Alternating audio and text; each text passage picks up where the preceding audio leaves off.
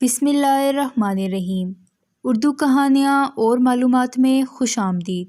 ایک بادشاہ اپنی رعایا کا بے حد خیال رکھتا تھا اور اپنے بزرگوں کی تقلید کرتے ہوئے روزانہ سادہ کپڑوں میں شہر کی گلیوں میں گھوم پھر کر لوگوں کے بارے میں معلوم کرتا رہتا تھا کہ لوگ کس طرح دن گزار رہے ہیں۔ ایک رات بادشاہ حسب معمول شہر کی گلیوں میں گھوم رہا تھا۔ چلتے چلتے وہ جیل کے دروازے تک پہنچ گیا۔ جیل کے پاس سپاہی ایک چور کو پکڑ کر اندر لے جا رہا تھا۔ بادشاہ نے سوچا آج جیل کے اندر جا کر دیکھنا چاہیے کہ یہاں کیا ہوتا ہے۔ یہ سوچ کر بادشاہ جیل کے دروازے کے پاس پہنچ گیا۔ بادشاہ کو دیکھتے ہی سپاہیوں نے پہچان لیا اور تعظیم سے سر جھکا دیے۔ بادشاہ نے جب سپاہیوں کو بتایا کہ وہ جیل کا معائنہ کرنا چاہتا ہے تو سپاہی بادشاہ کو لے کر اندر چلے گئے۔ قیدیوں کو جب پتہ چلا کہ بادشاہ سلامت خود چل کر ان سے ملنے آئے ہیں تو وہ سب بادشاہ کے ارد گرد جمع ہو گئے۔ بادشاہ نے باری باری ان سے ان کے حالات پوچھے۔ بادشاہ نے ایک قیدی سے پوچھا، تمہیں کس جرم کی سزا ملی ہے؟ وہ آدمی کہنے لگا، بادشاہ سلامت، میں نے کوئی جرم نہیں کیا، میں بے گناہ ہوں۔ مجھے چوری کے الزام میں پکڑا گیا ہے، حالانکہ میں نے زندگی میں کبھی چوری نہیں کی۔ بادشاہ نے جب دوسرے قیدی سے پوچھا کہ تمہارا قصور کیا ہے تو اس نے بھی روتے ہوئے بادشاہ سے کہا کہ میں بے قصور ہوں، میں نے کوئی جرم نہیں کیا، لیکن یہ سپاہی پھر بھی مجھے پکڑ کر لے آئے ہیں۔ غرض جتنے بھی قیدی تھے سبھی نے بادشاہ کو یہ یقین دلانے کی کوشش کی کہ وہ بے گناہ ہیں۔ بادشاہ سلامت سب کی باتیں سنتے رہے اور مسکراتے رہے۔ اتنے میں بادشاہ کی نظر ایک ایسے قیدی پر پڑی جو سر جھکائے الگ بیٹھا تھا۔ بادشاہ نے سپاہیوں سے کہا کہ اس آدمی کو ہمارے پاس لاؤ، یہ کیوں منہ چھپائے بیٹھا ہے؟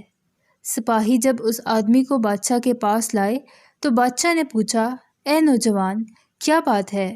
تم منہ چھپائے کیوں بیٹھے ہو؟ اس آدمی نے روتے ہوئے کہا، بادشاہ سلامت، میں بے حد گناہ گار ہوں، میرے گناہ نے مجھے اس قابل نہیں چھوڑا کہ میں کسی کو منہ دکھا سکوں۔ بادشاہ نے کہا، ہمیں بتاؤ تو صحیح تم نے کیا جرم کیا ہے؟ اس شخص نے کہا، میں ایک اچھا آدمی تھا، ہمیشہ ایمانداری سے کام کرتا تھا۔ ایک دن نہ جانے کیوں میرے دل میں شیطان نے گھر کر لیا اور میں نے ایک آدمی کے پیسے چرا لیے اور یوں مجھے جیل بھیج دیا گیا۔ بادشاہ نے سوچتے ہوئے کہا، یہاں یہ سب بے گناہ ہیں سوائے تمہارے، صرف تم ہی ایک ایسے آدمی ہو جس نے اپنے آپ کو گناہ گار بتایا ہے، لہٰذا اتنے بے گناہ لوگوں میں ایک گناہ گار کو نہیں رکھنا چاہیے۔ میں تمہیں رہا کرتا ہوں۔ کچھ عرصے بعد بادشاہ پھر جیل کا معائنہ کرنے آیا اور باری باری قیدیوں سے ملاقات کی۔ اس دفعہ ہر قیدی نے بادشاہ کو اپنے جرم کی تفسیر سنائی۔ بادشاہ نے یہ سننے کے بعد حکم جاری کیا کہ یہ لوگ واقعی گناہ گار ہیں، انہیں ابھی تک شرمندگی کا احساس نہیں، یہ بڑے فخر سے اپنے جرموں کی کہانی مزے لے لے کر سنا رہے ہیں، لہٰذا ان کی سزا اور بڑھا دی جائے۔ یہ سن کر وہ لوگ بے حد حیران ہوئے اور بادشاہ کے جانے کے بعد اس کے وزیر سے پوچھنے لگے کہ جب اس شخص نے اپنے گناہ کا اعتراف کیا تھا تو بادشاہ نے اسے چھوڑ دیا تھا، لیکن جب ہم نے گناہ کا اعتراف کیا ہے تو بادشاہ نے ہمیں اور سزا دی ہے، ایسا کیوں ہے؟ یہ سن کر بادشاہ کا وزیر جو بادشاہ کے مزاج کو سمجھتا تھا کہنے لگا، پہلے آدمی کو اس لیے چھوڑا گیا کہ اس نے جرم کا اعتراف اس لیے نہیں کیا تھا کہ وہ آزاد ہونا چاہتا تھا، بلکہ اس لیے کیا تھا کہ وہ اپنے کیے پر نادم تھا، لیکن تم لوگوں نے پہلی دفعہ بادشاہ کو اپنی بے گناہی کی کہانی اس لیے سنائی تاکہ وہ تمہیں آزاد کر دے، اور اس دفعہ گناہ کا اعتراف بھی اسی لیے کیا کہ شاید بادشاہ تمہیں چھوڑ دے، اس لیے بادشاہ نے تمہیں آزاد نہیں کیا۔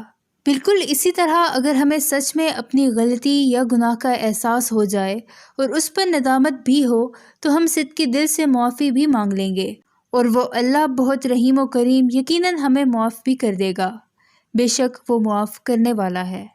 میں امید کرتی ہوں کہ آپ کو آج کی یہ ویڈیو پسند آئی ہوگی۔ مزید ویڈیوز دیکھنے کے لیے اردو کہانیاں اور معلومات کو سبسکرائب کر کے بیل نوٹیفیکیشن کو آن کر دیں تاکہ آنے والی چینل اپڈیٹ سے آگاہ رہیں۔